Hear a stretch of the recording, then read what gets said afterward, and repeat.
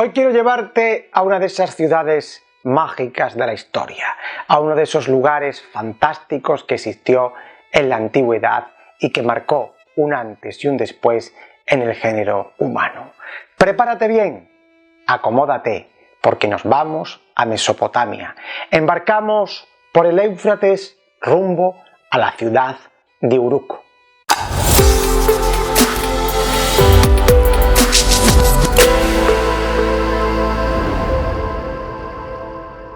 ¿Por qué consideramos a Uruk como la primera ciudad de la historia?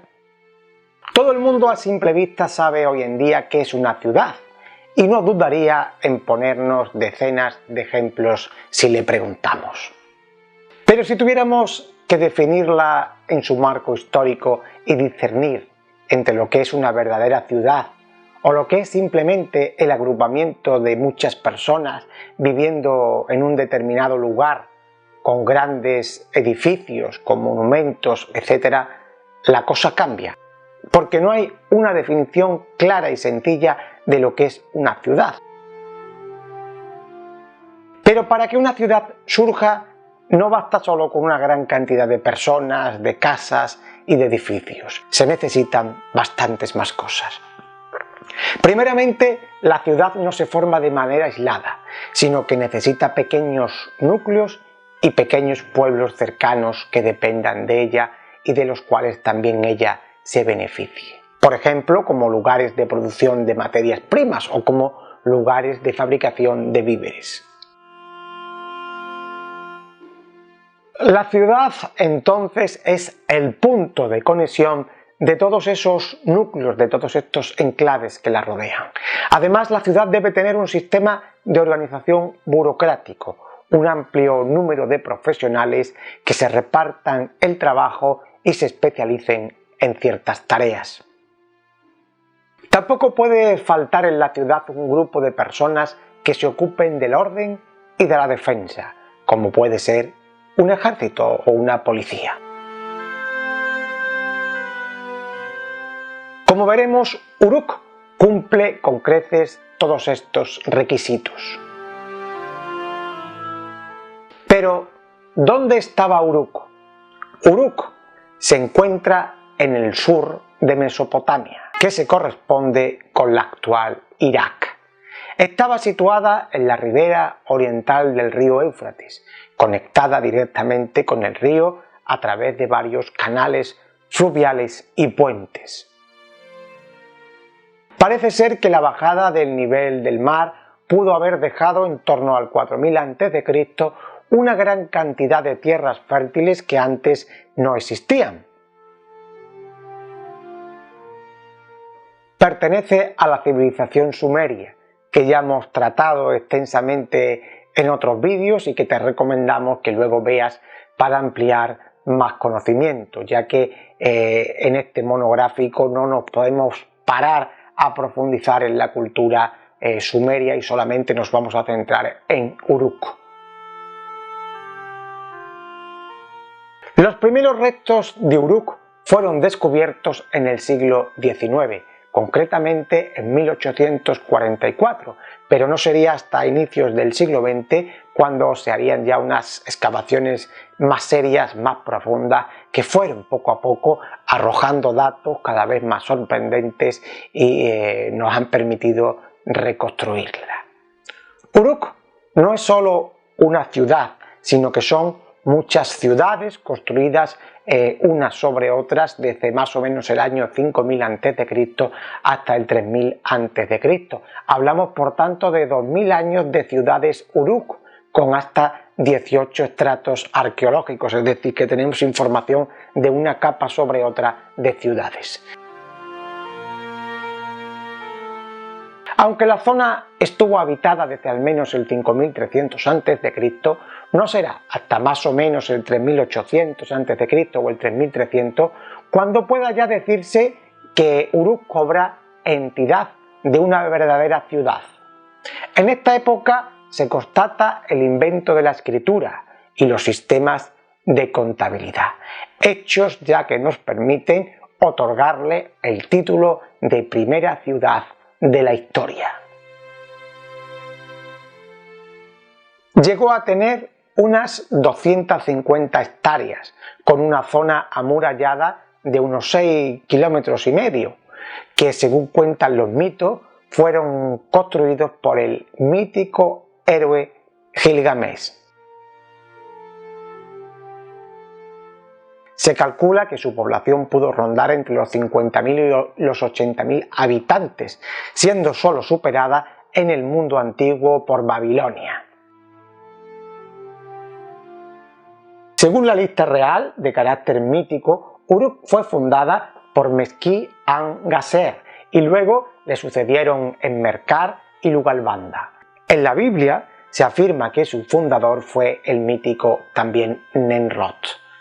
En Uruk, como vimos al estudiar la cultura sumeria en general, van a destacar dos edificios que articulan la vida de la comunidad: el templo y el palacio.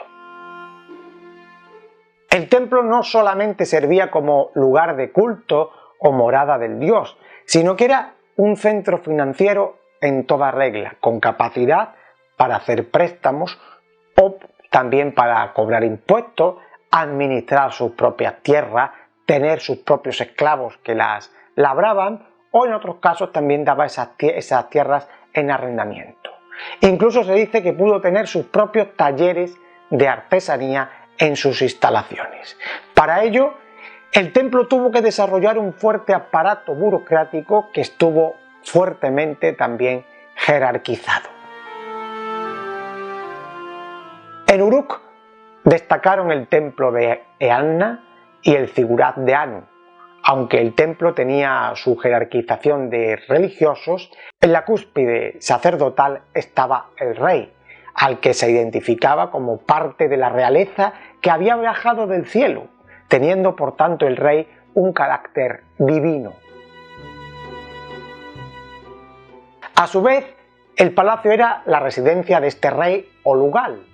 El rey pudo haberse encargado de la justicia, de la creación de leyes y de la organización y administración del ejército.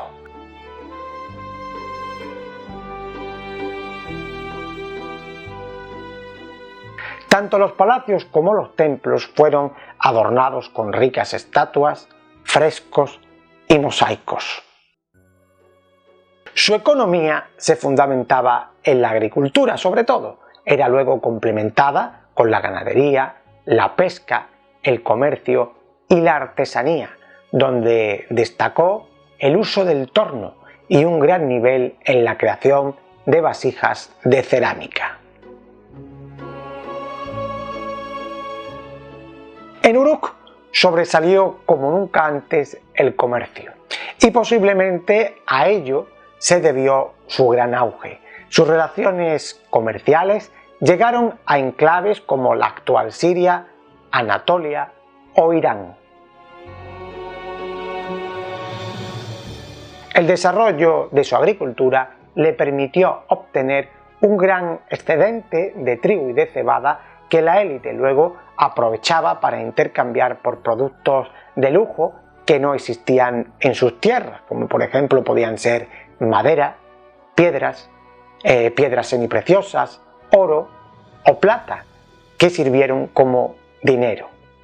Los habitantes de Uruk también salieron de su ciudad para establecer colonias con fines comerciales y llegaron a exportar su propio modelo de ciudad y cultura. De ahí que para muchos historiadores tengan los rasgos del primer imperio de la historia, pero no un imperio basado en las armas, sino en un imperio de los negocios, en un imperio del comercio.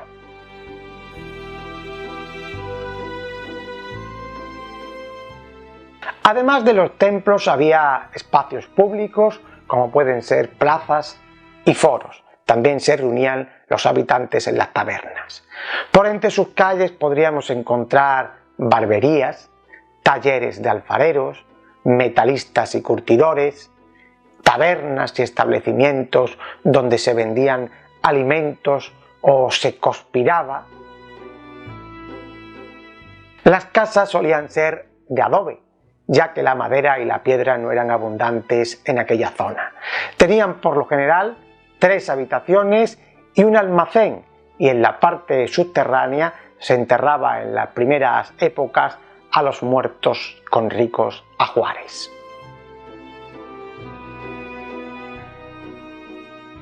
Además de la escritura en tablillas cuneiformes, en Uruk también hallamos destacables sellos administrativos o carros de 4 ruedas, tornos de alfareros o incluso hornos de fundición.